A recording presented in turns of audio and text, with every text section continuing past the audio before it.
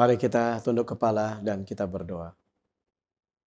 Allah yang penuh kasih setianya, puji syukur pada kesempatan ini kami datang kepada Tuhan memohon kuasa sorga. Roh Tuhan mengisi hati pikiran kami untuk mendengarkan firman Tuhan pada saat ini. Berkuasalah atas kami ya Tuhan. Dalam nama Yesus kami sudah berdoa. Amin. Salam. Saudara-saudara yang kami kasih di dalam Yesus Kristus. Pada saat ini untuk pembahasan firman Tuhan, saya beri judul adalah pembaruan hati dan pikiran di dalam Kristus.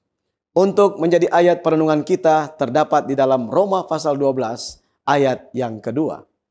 Yang berbunyi, janganlah kamu menjadi serupa dengan dunia ini, tetapi berubahlah oleh pembaruan budimu, sehingga kamu dapat membedakan manakah kehendak Allah, apa yang baik, yang berkenan kepada Allah, dan yang sempurna. Roma pasal 12 ayat 2. Dia mengatakan bahwa janganlah menjadi serupa dengan dunia ini. Poin yang pertama yang boleh kita pelajari bahwa ayat ini mengajak kita sebagai orang yang percaya untuk menolak pola dunia sekuler. Kata Yunani menjadi serupa adalah systematizo, yang berarti sesuai secara lahiriah dan tidak ada perubahan. Jadi menjadi serupa berarti tidak ada perubahan. Orang-orang Kristen mula-mula yang hidup di dalam masyarakat Romawi, mereka dipenuhi dengan praktek-praktek penyembahan berhala dan kemerosotan moral. Poin yang kedua tentang supaya kita tidak menjadi serupa dengan dunia ini adalah bahwa panggilan untuk tidak menyesuaikan diri ini merupakan sebuah pengingat bahwa orang Kristen harus hidup secara berbeda. Sebagai orang yang percaya kepada Tuhan, kita harus hidup berbeda. Tidak mengadopsi nilai-nilai, perilaku-perilaku, budaya-budaya yang tidak sesuai dengan apa yang Tuhan sampaikan. Kemudian dunia yang dimaksud di dalam Roma pasal 12 ayat 2 ini ya mengacu pada era kita zaman ini ya. Bahwa dunia itu menyangkut kehidupan kita sekarang ini di mana kita berada ya. Bahwa sesungguhnya dunia di mana kita berada ini, bahwa kehidupan kita di atas ini penuh dengan pergumulan-pergumulan, penuh dengan permasalahan-permasalahan, penuh dengan kehidupan-kehidupan yang belum sesuai dengan apa yang dikatakan di dalam firman Tuhan. Berubahlah. Kata berubah di dalam bahasa Yunani, metamorfo, ya, di mana dikatakan bahwa itu adalah satu perubahan besar yang harus terjadi di dalam diri kita. Perubahan seperti ulat berubah menjadi kupu-kupu, ya. Dan itu merupakan satu perubahan spiritual yang mendalam. Dan poin yang kedua, bahwa ini adalah satu perubahan total cara berpikir kita dalam kehidupan kita. Dan ketiga, ya, kata berubah adalah merupakan sebuah proses yang terus-menerus untuk menjadi semakin serupa dengan Tuhan. Di dalam ayat ini mengatakan bahwa kita harus memiliki pembaharuan dalam pikiran kita. Jadi kata pembaharuan berarti dalam bahasa Yunaninya adalah membuat sesuatu baru dan berbeda. Dan merupakan suatu proses yang terjadi secara berkelanjutan, secara internal dalam hati, pikiran yang dilakukan oleh Allah melalui keterlibatan aktif kita sebagai manusia. Itu sebabnya sebagai umat-umat Tuhan, maka kita dapat menguji dan menyetujui apa yang baik di dalam kehidupan kita. Ya, kita harus menguji. Kata Yunani dokimazo, kita dapat menguji, kita dapat memeriksa. Ya, Apakah kita telah mengalami satu pembaruan pikiran, satu pembaruan hati dalam kehidupan kita? Apakah sudah sesuai dengan kehendak Allah?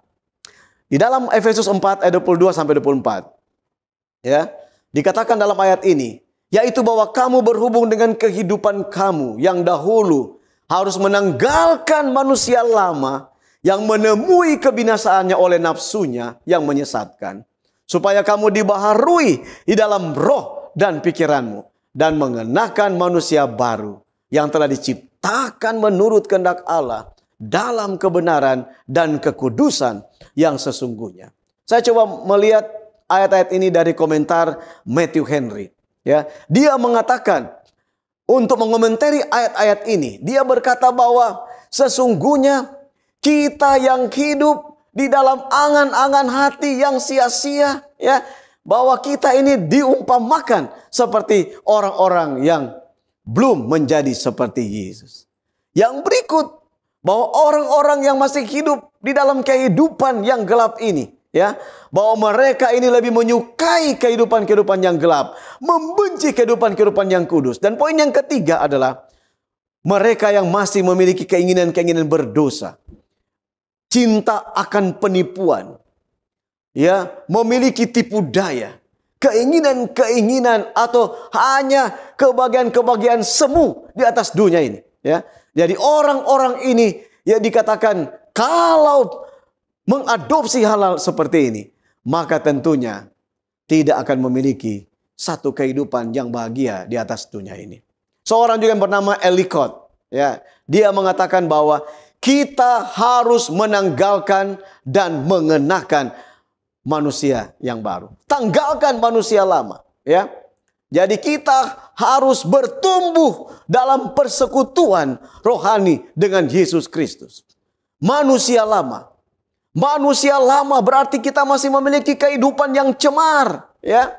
Jadi manusia lama berarti kita ada mengalami kehancuran, pembusukan secara rohani, berangsur-angsur kita tenggelam dalam kebusukan rohani dan mati secara rohani.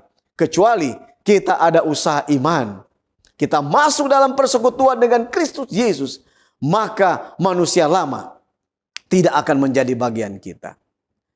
Seorang juga yang bernama Alexander McLaren, ya, di dalam komentarnya kepada tulisan Efesus, Petrus dan Yohanes, dia mengatakan, tidak ada orang yang dapat mengetahui kegelapan kita dan terang yang ada pada kita. Tidak ada orang yang tahu. Hanya Yesus yang tahu apa yang ada dalam kehidupan kita. Ya, itu sebabnya Yesus dapat mengubah kehidupan kita. Ada beberapa penyakit tertentu yang gejalanya tentunya adalah ketidaksadaran bahwa ada sesuatu yang salah. Seringkali yang menjadi penyebab kita sulit datang kepada Tuhan adalah kita tidak menyadari bahwa ada banyak kekurangan di dalam kehidupan kita. Pada ayat 24, Efesus pasal 4 mengatakan, tanggalkan manusia lama, adakan pembaruan kehidupan rohani, memiliki roh ilahi dalam diri kita, adanya pembaruan hidup, ya, secara karakter di dalam kehidupan kita. Meninggalkan manusia lama berarti kita memiliki kebenaran, kita memiliki kekudusan. Di dalam Matius 5 ayat 20, Yesus mengatakan, kecuali jika kebenaranmu melebihi kebenaran ahli Taurat dan orang-orang Farisi, kamu tidak akan masuk dalam kerajaan Allah. Saudaraku, sesungguhnya Yesus mau agar kebenaran kita adalah kebenaran Yesus Kristus. Apa yang dibuat Yesus terhadap kita yang kotor ini? Yang pertama, Yesus memberi kita kuasa untuk kita sanggup menjadi seorang yang baru. Tidak ada yang dapat membersihkan dan mengenakan pakaian selain Yesus. Ya, dia dapat menggantikan jubah kebenaran yang ada. Dan yang ketiga, manakala kita menaruh iman kepadanya, kita akan diubahnya. Di dalam buku Kebahagiaan Sejati dikatakan bahwa bagi orang yang mencari Allah, ya, bagi orang yang datang kepada Tuhan, dia akan mendapatkan pertolongan yang sejati. Poin yang kedua, tanpa adanya bantuan Roh Kudus Tuhan, ya, maka tidak mungkin seseorang bisa datang kepada Tuhan. Poin yang ketiga, apabila kehidupan kita selaras dengan Allah, ya, maka tidak ada kebimbangan, tidak ada kekecewaan yang memenuhi kehidupan kita. Dan poin yang keempat adalah bahwa kita harus ada usaha untuk ada hubungan secara harmonis dengan Allah melalui firman-Nya. Di dalam buku Mind, Character and Personality, ya, dikatakan bahwa efek dari pengaruh pribadi, pengaruh pikiran, dan tindakan setiap orang mengelilinginya seperti atmosfer yang tak terlihat, yang secara tidak sadar dihirup oleh semua orang yang berhubungan dengannya. Atmosfer ini seringkali dipenuhi dengan pengaruh, beracun, dan ketika ini terhirup, kemerosotan moral adalah hasil yang pasti. Artinya, saudara-saudaraku, bahwa kita ini memiliki pengaruh kepada yang lain. Apabila kita berhubungan dengan Tuhan secara dekat, maka pengaruh kita kepada yang lain juga akan dapat menjadi berkat. Sebaliknya, apabila kita tidak ada pengaruh terhadap Tuhan Yesus Kristus, tidak ada pengaruh terhadap firman Tuhan, kita tidak ada hubungan dekat dengannya, maka kemerosotan moral akan menjadi bagian kita. God's Amazing Grace, halaman 283 mengatakan, tidak semua keindahan seni dapat dibandingkan dengan keindahan tabiat dan karakter yang akan dinyatakan di dalam diri mereka yang menjadi wakil-wakil Kristus. Oh, saudaraku, luar biasa. Apabila kita menjadi wakil Kristus di atas dunia ini, hidup bersama dengan Yesus, maka dikatakan itu adalah satu keindahan seni yang terindah, melebihi dari kesenian-kesenian yang lain yang ada di atas dunia ini. Suasana kasih karunia yang melingkupi jiwa orang percaya. Roh Kudus bekerja di dalam pikiran hatinya, akan membuat dirinya menjadi berkat kepada orang lain. Allah memberkatinya dalam kehidupannya. Saudara-saudaraku, dalam kehidupan kita, apakah sebagai seorang guru, apakah sebagai seorang pendidik, apakah sebagai seorang pekerja, seorang pelayan Tuhan, sebagai anak-anak, bahwa di dalam kehidupan kita, kita harus dapat menyenangkan orang lain. Jika kita terhubung dengan Allah, Kristus tinggal di hati kita, ya, maka kita akan dapat menyenangkan orang lain. Counsels to Parents, Teachers and Students, halaman 191. Dalam buku Ministry of Healing, halaman 492 mengatakan, tetapi dengan melihat Yesus berbicara tentang kasih dan kesempurnaan karakternya, kita diubahkan menjadi serupa dengan Dia. Saudaraku yang kekasih, dalam buku That I May Know Him, halaman 236 mengatakan, jika kamu mencari pertolongan dan kasih karunia Allah, maka Roh Kudus akan menguasai pikiran dan tabiatmu dan mengerjakan di dalam kamu apa yang dapat kamu kerjakan dengan penuh keselamatan bagi dirimu sendiri dan dengan penuh manfaat bagi orang lain. Oh, saudaraku yang kekasih, luar biasa pernyataan ini, statement ini. Kalau kita mencari pertolongan Tuhan, datang kepada Yesus Kristus, maka Roh Kudus akan kuasai pikiran kita, tabiat kita, dan akan mengerjakan perbuatan-perbuatan yang bermanfaat bagi orang lain. Dalam buku Fundamentals of Christian Education, halaman 260 juga mengatakan bahwa setiap kita membutuhkan Kristus untuk tinggal di dalam hidup kita. Ya, jadi kita memerlukan Kristus dalam hidup kita. Kita perlu mencarinya. Ya, itu sebabnya saudara-saudaraku, penting sekali pelajaran kita pada saat ini, bahwa yang pertama kita dipanggil untuk melawan akan tekanan-tekanan atau nilai-nilai sekuler yang ditawarkan oleh dunia ini. Yang kedua, bahwa kita membutuhkan transformasi, ya, untuk melalui satu pembaharuan pikiran, ya, yang sudah ditransform, ya, ke dalam kehidupan sebagaimana Yesus adanya. Kita dibenamkan di dalam firman Tuhan Doa-doa yang kita naikkan kepada Tuhan benar-benar itu mengubah hidup kita. Saudaraku, pikiran yang dibaharui akan memampukan kita untuk membedakan dan menerima kehendak Allah. Oh, luar biasa. Bahwa kalau pikiran ini sudah dibaharui, kita mampu untuk membedakan bahwa mana yang Tuhan kehendaki dan tidak. Kita akan melihat apa yang baik. Kita akan melihat apa yang berkenan dan sempurna. Ketajaman ini sangat penting dalam kehidupan kita. Saudara-saudaraku yang kekasih dalam Yesus Kristus. Pada saat ini, dalam kesimpulan dan ajakan yang saya boleh bawakan, pertama adalah biarlah kita lebih mengutamakan hal-hal yang rohani. Waspadalah terhadap penggunaan media sosial yang bisa membuat kita terpengaruh kepada jerat-jerat setan.